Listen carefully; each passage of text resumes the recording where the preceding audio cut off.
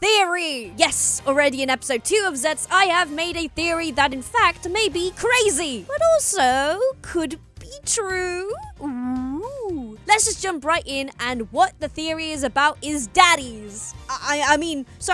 Fathers. I'm sure all of us can agree, Zeztz so far has been an absolute delight. A creepy, uncanny delight, but a delight nonetheless. Episode 1 was just spectacular, and as we went into episode 2, I was super excited to see what they would come up with. There were theories chugging around in the back of my brain, but nothing really jumped out as much as this one, where halfway through episode 2, Minami Yorozu, the younger sister of our main character Baku, she was seen wearing a necklace! Okay. Though this seems pretty normal, the context for the rest of the episode will help us along with this theory. Let's go through it chronologically. First, a necklace. But why am I so caught up by this necklace, you may ask? It's specifically a cat necklace. And why is it significant, you may ask? Well, they actually bring this up again later on. But for this shot, they hold an elongated take on the necklace and then go to the character's face while she talks about the happenings of the episode. The director wanted us to see that cat necklace for a specific reason, and that reason will show itself soon enough. We then move swiftly through the episode to see Baku still awake, by the way, in his bed. I say this cause when we were reacting to the episode, Marcus and Thomas were so sure that he was asleep, which doesn't make sense for the next thing he says, but I'll leave it there for now. We get a call from Commander Zero, who speaks to him fully in English. He replies saying, "I'm afraid I don't understand what you are saying, my guy. My dream self understands English, but I don't." Come on, guys. Well, why? It says it clearly here. Commander Zero then agrees to speak Japanese, and Baku realizes he's awake, but follows the voice into the closet, the Lion, the Witch, and the Wardrobe style, and walks into a lavish secret office space, adorned with clocks on the walls, language boards each saying goodnight, a desk, gadgets and gizmos aplenty on the sides, and a whole bike garage just there. Now this is a secret base, which he can access while he's awake, by the way. That's cool. And it's in his closet? How does that work? Wasn't there before? Anyway, that's next video. But one element in this office is a huge point of interest for me, and again, shown with some air of significance. The cat statue in the corner. Zero walks up, strokes the whiskers, it winks for some reason, and suddenly, the wall disappears and reappears with gacha machines, which Zero tells him to go and see what it gets. Now, this may be too obvious, but the cat necklace, and then we see a cat statue in the office space which reveals the power-up machines? Could this be just a coincidence? Absolutely not! Is it showing that maybe the younger sister is the key to all this mystery? I don't know. Or is it even showing that Commander Zero is not just the leader of Code, the secret organization they all seem to be connected to, but also their father? What? I am your father. We haven't heard much about a potential father figure in the show so far. I mean, it's been 2 episodes, so of course. But I have a feeling that's because either their parents died when they were both so young, or our father/parental figures haven't been seen in so long. So not talking about them has become a common occurrence to stop the disappointment. Or the writers just haven't been bothered. I mean, Possibly these 2 siblings have learned to live with their absence. They are not vital for their survival, nor a priority. I mean, I'm a child of divorce, and for a while my father was not in the picture, so maybe that's why I see this as a possibility, as sometimes to stop the hurt, you need to disconnect your priorities from your expectations. Also, Kamen Rider and general tokusatsu shows love to play with the idea of a mysterious father figure, showing things about fathers or an absence of a father, or dramatic ties to the villain being their family. Recently in Gav, we have had a father who was evil in more ways than one and was murdered. Valen's father was not even around, but his father figure was also murdered. Kamen Rider Gotcha, Hotaro's dad, was non-existent, but then they kept referring to him in the photo, oddly hiding his face all the time, which hinted at a mystery, but that was never confirmed. Renee's father died but came back but was considered evil and then a hero? Oh, it got really confusing. Skipping to build, his father set him up for an evil backstory, and Ghost's dad was a murdered ghost hunting father. And the more I go back, dead father here, difficult father situation over there. Even in Sentai, we have Wolfzard from Maju Ranger, and Zenkaiger, we have Hakaiser. Kamen Rider Zeztz has not mentioned anything yet, but let me bet an absent father or a dead parent is soon approaching. But let's chat more about this theory with some possible evidence, as I'm just shouting a lot of things without proof. So let's go to episode 1. Commander Zero is first seen in episode 1 as a black outline with bright white light shining in, hiding specifics to Baku's view, almost as if a NPC with no skin, a player not unlocked yet, or a memory he can't remember. Maybe even a purposeful attempt to hide his identity from his potential child? Other side theories to this could be that when he sees Zero in the office, he is looking at someone who he sees as his past father figure, looking back at a memory of someone who he barely remembers. The face is literally forgotten. But as I was watching episode 2, it may have just given us the answer, or more of a possible reason to Zero's appearance in episode 1. He says, when a nightmare gives a dreamer their ultimate bad dream, the dreamer becomes locked away in darkness, never to awaken again. Locked away in darkness, you say, huh? Well, he looks pretty dark in this shot, literally locked away from everyone seeing his true form. Maybe he was a victim of the ultimate bad dream, and it affected his children too. Bad luck for Baku, something else for the daughter, and he was locked away in darkness, somehow finding an escape.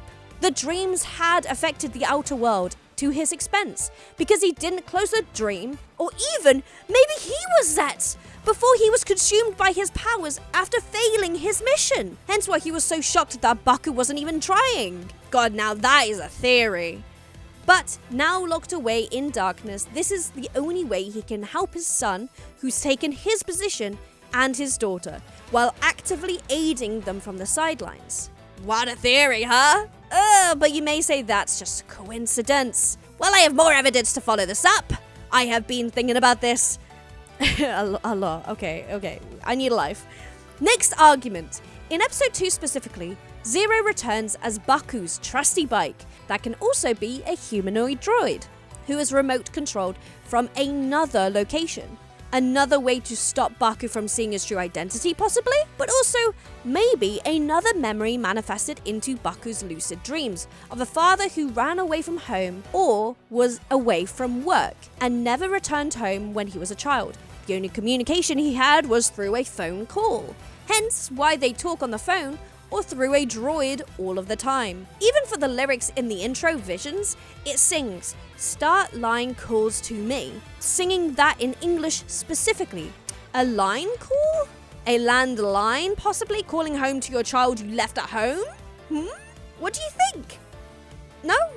Okay, let's just keep going then, huh? My next point. The gacha machines, vital to the rider's power-ups, locked behind the statue of a cat, but is also the symbolism of joy to children and adults alike. Found in arcades, spread worldwide, which makes sense for the more Western approach, but also a shared experience for all to enjoy as kids go with their families to collect and have the surprise of each prize. Quite the unique Japanese experience for sure. But why is the main power-up mechanic gacha balls and gacha machines? A toy machine from an arcade is a power-up? Considering that it's all based on luck, and Baku's bad luck would affect this, right? But it doesn't! He doesn't have to help anyone when twisting the machine. So in fact, his bad luck does not even affect it. Maybe, as a father with a child of bad luck, they worked out that this game all about luck, as long as he doesn't do it out of selflessness to help another, he could play with no worries. This may have been something they did as children, with their father go to the local arcade and twist for a lucky draw, hence why Zero says to him, go and see what he picks out.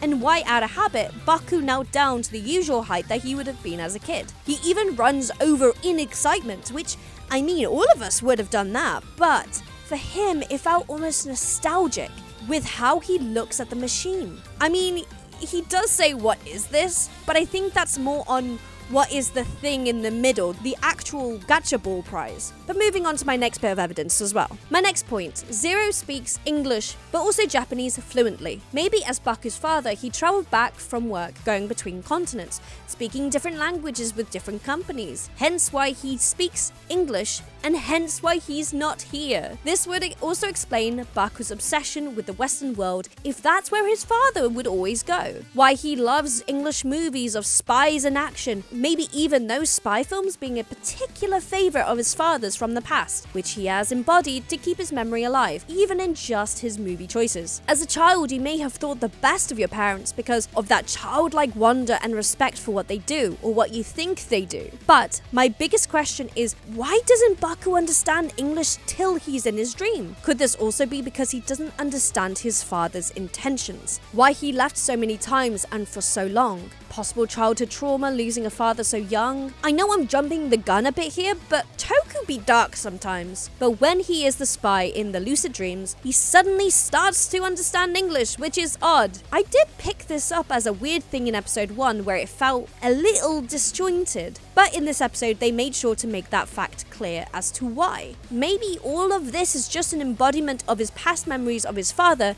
an impressive person who he tries to live up to, and only when he is a spy with an air of confidence and the skills of a killer does he even start to understand him, or the English language, a wish to know more, and in his lucid state he becomes bilingual. I don't know. Crazy imagination powers, but it works, and this point might be less strong on the theory front, but it's a thought. Another bit of evidence from episode 2 is that when they go to jump into action, Zero tells him to get on his back while still in his humanoid form. In full confidence, he falls to his knees like a horse and says, "Let's go." Baku sits kind of uncomfortably on his back for a few seconds, then jumps off in confusion, which is fair, asking, "Why am I getting on your back?" This is a funny moment for the audience as it's an adult sitting like a child on their parent's back. I mean, it's fair enough to be confused. It's like a cat and someone has placed something on their head. Ironically, this was the moment I was like, "Father! He's the father!" Continuing on, Zero stands up with a calm, cool composure, saying it was just a witty joke, and then finally actually turns into a bike. It feels odd at this moment, and that's because it is. Children do this to play horsies with their parents or older family members, but he says it as just a funny joke between co-workers. I think not. I think this is so much more. An opportunity to act like a father and son again, wanting to seize the moment quickly and laughing it off as if it was a joke. It was an attempt to feel those bonds again. A father teasing his son while they were playing like in the past. But ultimately, my main source for this theory was the elongated shots and the inclusion of cats. Of course, now that I think about it, cats in Japanese culture, and to be honest, every culture, cats are seen as a source of good luck, wealth, and protection. They are also seen as a source for bad luck too, many having figurines of cats, fearing and praying to them because of folklore. We all know the Maneki Neko, the cat statue with a raised paw. It's known as a beckoning cat that can bring you good luck. But there are also more, including the Bake Neko, a yokai shaped like a cat and is said to be an evil shapeshifter who curses and kills. Also, by the way, what was the power-up he just got this episode, huh? The transform gacha.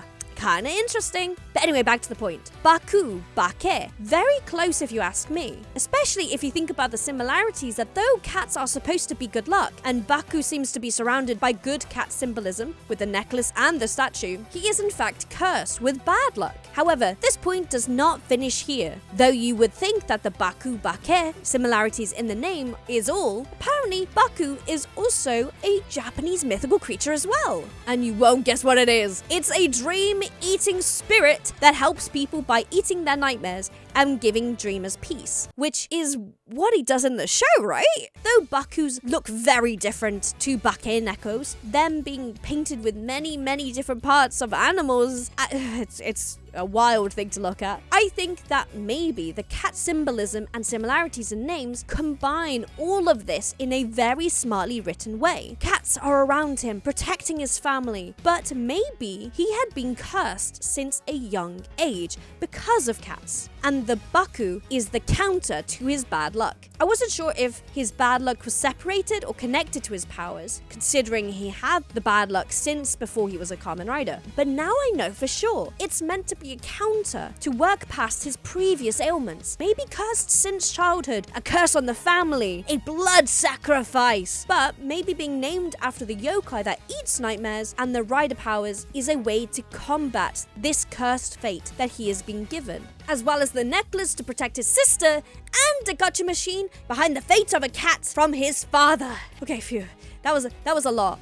But what do you think of that, huh? A family's fate combined with the luck of cats. Kinda interesting. But also, this is literally episode 2, and I've just come up with this theory since watching episode 2. To be honest, I will probably find a way to dismantle my theory straight away, but I just was so confident in this theory that I just wanted to show you guys straight away. But one final thing I will like to add to this video is that maybe they are writing the show like this for a reason. Not because of the cats, not because of the Baku, but it would be weird to name your son Baku and then have cats in the episode, but maybe it's written like this with a fatherly son vibe in mind. It's clear that since the beginning of this production, Ichigo, the first ever Kamen Rider, has influences brought into the show. The suit being black, red and green, the insect theme again of course, the bike pretty much being inspired by the OG one. Maybe it's written to be like a father-son connection. The father being a meta Kamen Rider Ichigo passing down the baton to his current son, Kamen Rider Zeztz. I kinda like that. Hence the old spy movies, the secret agent element that could be from the first ever Kamen Rider show too. And Zeztz being the one who's unsure but is doing his best. Yeah, but cat's Baku and father, right? I mean, this could be a whole wild goose chase that I've put us on, for all I know. Or I've been picking up what they've been putting down. But let me know down below if you want to hear more theories that I have, because I have a few. And let me know what you thought of my current big theory. Daddy Zero possible? Or am I just talking absolute? Anyway, see you in the reactions or in the next theory video. Kezza Henshin, matane! Meow. Can we get an M in chat? Anyway, bye.